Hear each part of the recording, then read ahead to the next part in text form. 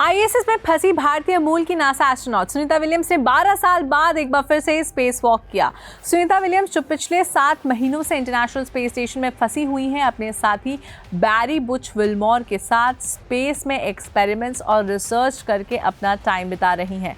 तो कैसा रहा सुनीता विलियम्स का 12 साल बाद स्पेस वॉक, जानिए इस वीडियो में। Hello and welcome to Switch. मेरा नाम है सिमरन और ऐसी ही स्पेस रिलेटेड स्टोरीज के लिए आप स्विच को जरूर फॉलो और सब्सक्राइब कर लीजिए।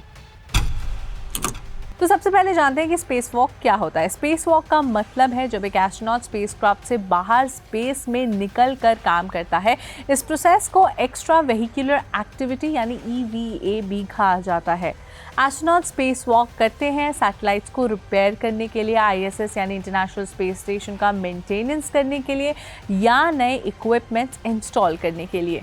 स्पेस वॉक के दौरान एस्ट्रोनॉट एक स्पेशल सूट पहनता है जो उन्हें ऑक्सीजन, टेम्परेचर कंट्रोल और रेडिएशन से प्रोटेक्शन देता है। अक्सर आपने ऐसे फोटोज देखे हैं एस्ट्रोनॉट्स के। एस्ट्रोनॉट्स अपने स्पेसक्राफ्ट से एक टेथर यानी रोप जैसी सेफ्टी टूल से जुड़े हुए होते हैं ताकि वो स्पेस में फ्लोट ना कर सके। पहली बार स्पेस वॉक 1965 में की गई थी जब सोवियत एस्ट्रोनॉट एलेक्सी लियोव ने अपने स्पेसक्राफ्ट के बाहर निकलकर स्पेस वॉक किया था। स्पेस वॉक मिशन का एक बहुत ही इंपॉर्टेंट हिस्सा होता है जो स्पेस स्टेशन और सैटेलाइट्स को फंक्शनल और सेफ बनाए रखता है। इंडियन ओरिजिन की नासा एस्ट्रोनॉट सुनीता विलियम्स ने 12 साल बाद एक बार फिर से स्पेस वॉक किया जब 16 जनवरी 2025 को उन्होंने इंटरनेशनल स्पेस स्टेशन के बाहर एस्ट्रोनॉट निक हेग के साथ काम किया। इस मिशन का नाम US स्पेस वॉक 91 रखा गया जिसका उद्देश्य ऑर्बिटल लैबोरेटरी पर जरूरी मेंटेनेंस और अपग्रेड्स करना था। आपको बता दें कि सुनीता विलियम्स के करियर का 8वां स्पेस वॉक था और हेग का 4था स्पेस वॉक था। दोनों एस्ट्रोनॉट्स ISS के बाहर लगभग 6.5 आवर्स तक काम करते रहे।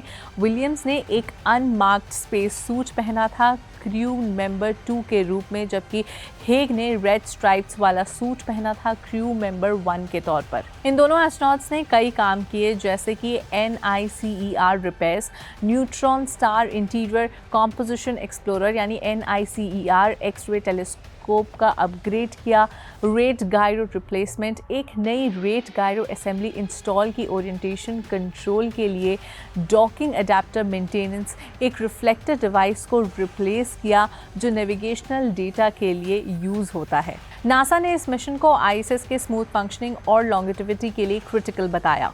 सिर्फ यही नहीं, नासा ने अगला स्पेस वॉक अनाउंस किया है जो कि 23 जनवरी 2025 को होगा जिसमें विलियम्स और उनके साथी बैरी बुच विल्मोर शामिल होंगे। ये दोनों ही एस्ट्रोनॉट्स ISS ट्रस्ट से एक radio frequency group antenna assembly को हटाएंगे, डेंसिटी लैब और क्वेस्ट एयरलॉक के बाहर से मटेरियल सैंपल्स कलेक्ट करेंगे ताकि ISS के एक्सटीरियर पर माइक्रोबियल लाइफ की स्टडी हो सके। कैनाडार्म-2 रोबोटिक आर्म के स्पेयर एल्बो जॉइंट को फ्यूचर रिप्लेसमेंट के लिए प्रिपेयर करेंगे। अब आपको एक छोटा सा रिकैप दे देते हैं। सुनीता विलियम्स और बैरी बुच विल्मोर पहले एस्ट्रोनॉट्स थे जिन्होंने बोइंग के स्टारलाइनर स्पेसक्राफ्ट मिशन में फ्लाई किया। ये दोनों ISS पर लगभग 7 महीने से फंसे हुए हैं जबकि उनका मिशन सिर्फ 8 दिनों का ही प्लान था। स्टारलाइनर जो सेफ्टी रिव्यूज़ के बाद ह्यूमन ट्रैवल के लिए अनफिट माना गया, सेफली अर्थ पर वापस 6 सितंबर 2024 को आ गया और उस पर कई रिव्यू एक्सपेरिमेंट्स हुए।